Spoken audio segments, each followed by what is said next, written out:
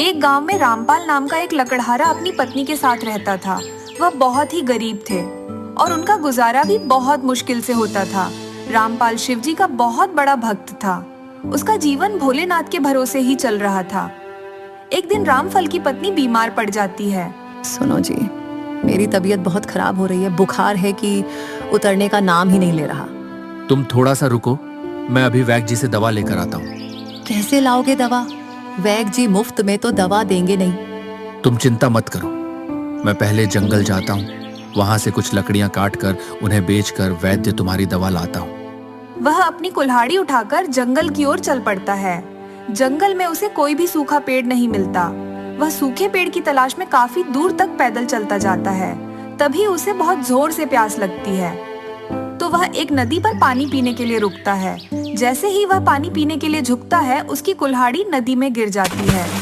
हे मेरे भोले शंकर, यह क्या हो गया? अब मैं लकड़ियां कैसे काटूंगा? उधर सीमा बेचारी मेरा इंतजार कर रही होगी कि मैं उसकी दवाई लेकर जल्दी ही आऊंगा। अब मैं क्या करूं मेरे भोले? वह निराश होकर वहां से चल देता है और रास्ते में सोचता है, पैसों का तो इंतजाम हो नहीं सका, क्यों ना एक बार वैद्य जी के पास चला ही जाए। क्या पता वैद्य जी मेरी हालत पे तरस खा के मुझे बिना पैसे के दवा दे दें। ऐसा सोच के वो वैद्य जी के पास जाता है और उनके आगे गिड़गिड़ाने लगता है। वैद्य जी, मेरी पत्नी की तबीयत बहुत खराब है, लेकिन मेरे पास पैसे नहीं है। आप मुझे दवा दे दीजिए। जैसे ही मेरे पास पैसे आएंगे मैं आपको दे जाऊंगा। आपकी बहुत मेहरबानी होगी। रामपाल, ये कैसी बातें करते हो तुम? दवा बनाने के लिए कितनी महंगी जड़ी बूटियां इस्तेमाल होती हैं। कुछ पता भी है तुम्हें? हमें भी खरीद के लानी पड़ती हैं, तो मैं तुम्हें मुफ्त में कैसे दे दूं?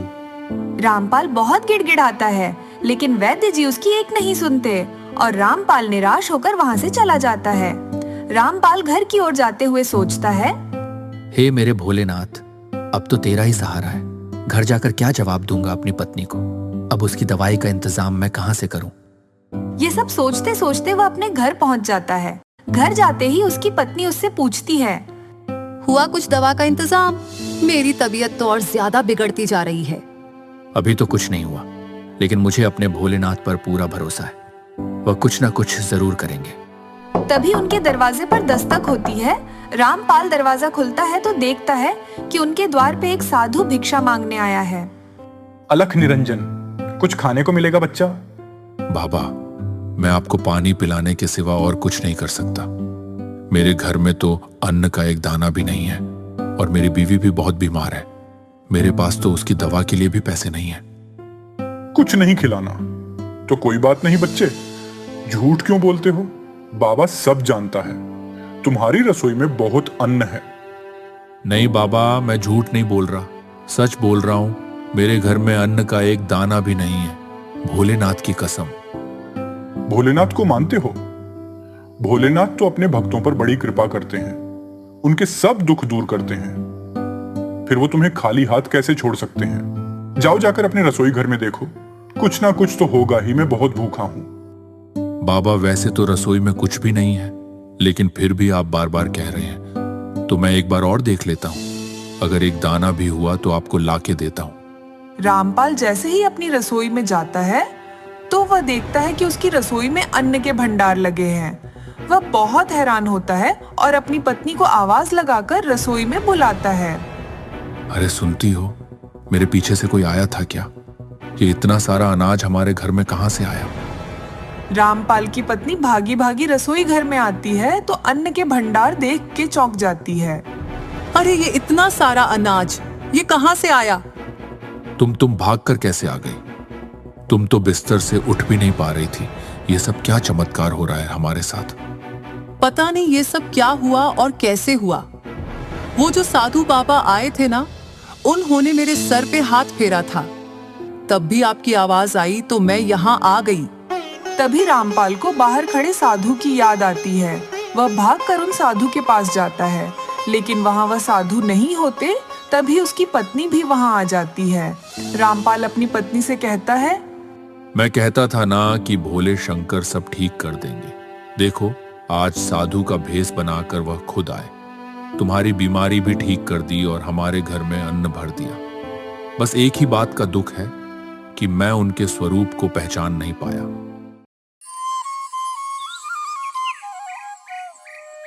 एक समय की बात है, किसी गांव में एक महिला अपने 1.5 साल के बेटे और अपने भाई के साथ रहती थी। 6 महीने पहले ही उसके पति का देहांत हो गया था। वो अपने भाई के साथ मिलकर उसके छोटे से खेत में काम करती थी। बहुत कष्टों के साथ वो दोनों भाई बहन अपना जीवन यापन कर रहे थे। उस महिला के बेटे का नाम सुकर्ण था। सुकर्ण अपने मामा से बहुत प्यार करता था। दोनों मामा भांजा एक साथ खाना खाते, एक साथ खेलते और एक साथ सोते थे। वो सभी काम मिलकर करते थे। एक दिन सुकर्ण के मामा को किसी काम से दूसरे देश जाना पड़ा।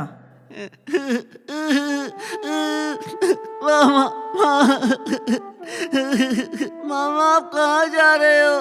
मामा वापस कब आओगे? बेटा सुकर्ण, मुझे एक जरूरी काम है जिसके लिए मैं दूसरे देश जा रहा हूँ। मामा आप जल्दी आना, मुझे आपकी बहुत याद आएगी मामा। बस बेटा, काम खत्म होते ही मैं तुरंत वापस आ जाऊंगा। ऐसा कहकर सुकर्ण के मामा वहां से चले गए।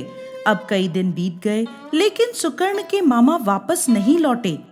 बहुत समय तक माँ को और सुकर्ण को मामा की कोई खबर नहीं मिली, जिस कारण वो दोनों बहुत दुखी रहते थे। सुकर्ण दिन रात मामा के लिए अपनी माँ से पूछता रहता था। मामा कब आएंगे? जल्दी आएंगे बेटा। जब भी सुकर्ण अपने मामा के लिए रोता तो उसकी माँ उसे चुप कराकर कहती,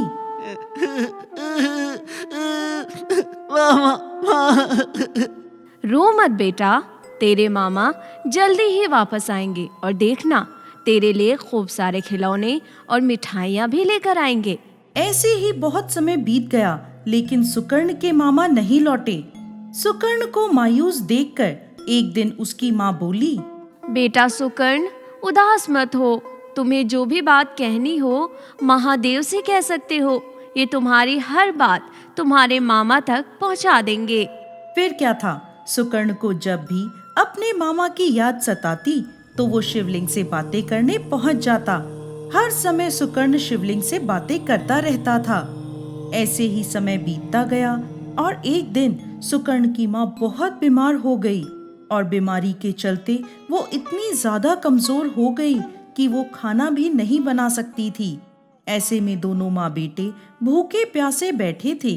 सुकर्ण बहुत छोटा था, लेकिन भूख से परेशान होकर वो पास के गांव में खाने की तलाश में निकल पड़ा। चिलचिलाती धूप में नंगे पैर, पसीनों से लथपथ सुकर्ण गांव में खाने की तलाश में घूमता रहा।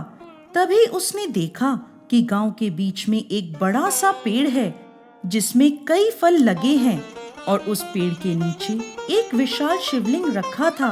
अब सुकर्ण उस पेड़ से फल तोड़ने की तरकीब सोचने लगा। उसे और कोई रास्ता नहीं दिखा तो वह शिवलिंग पर चढ़ गया और फलों को तोड़ने लगा। सुकर्ण की पसीने की बूंदें शिवलिंग पर गिरने लगी। शिवलिंग पे चढ़ने के बाद भी सुकर्ण के हाथ पेड़ के फलों तक नहीं पहुँचे। इतने में गांव के कुछ लोग वहां इकट्ठे हो गए और सुकर्ण को डांटने लगे। अरे लड़के, यहाँ तो क्या कर रहा है? अरे ये देखो भाइयों, इस लड़के ने कितना बड़ा अनर्थ कर दिया। मूर्ख बच्चे, तू शिवलिंग पर पैर रख के चढ़ गया। तुझे ऐसा नहीं करना चाहिए था। तूने भोलेनाथ का अनादर किया है। अरे मैं तो कहता हूँ अब इस बच्चे की वजह से हम सभी को महादेव के क्रोध का भागी बनना पड़ेगा। भोलेनाथ हम सभी से क्रोधित हो जाएंगे।